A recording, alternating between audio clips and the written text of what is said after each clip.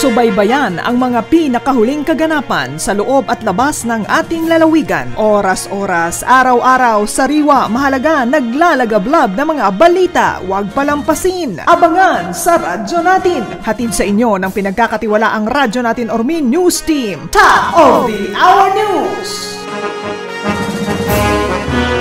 Nanawagan si Oriental Mindoro Governor Bons Dolor sa mga Mindoreño na magpabakuna at suportahan ang programa ng pamahalaan upang labanan ang pandemyang COVID-19. Ginawa ng gobernador ang panawagan sa virtual town hall meeting on COVID-19 rollout noong Biyernes na dinaluhan online ng mga medical practitioners at frontliners sa Oriental Mindoro. Sinabi ni Governor Dolor na binago ng pandemya ang pamumuhay ng bawat Pilipino at sa Mindoro ay naramdaman ang epekto nito. Binigyang diin ng gobernador na walang bakuna ang siguradong 100% ay nakakagaling. Subalit aniya ito ay malaki ang tulong upang maiwasan ang pagdami ng magkakasakit at bihira lamang umano ang nakakaranas ng side effect. Ayon naman kay Dr. Marion Quek, chairperson ng Philippine Society for Microbiology and Infectious Diseases, ang bakuna ay ibinibigay upang maiwasan na maospital o mamatay ang mga tao. Para sa radyo natin, Ormin News and Current Affairs, Jerry Alcaide nag-uulat. Magandang araw,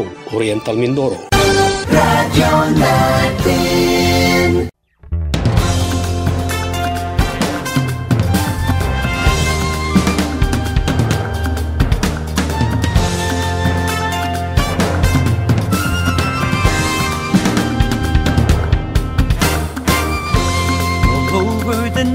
We're here for you, friendly companion wherever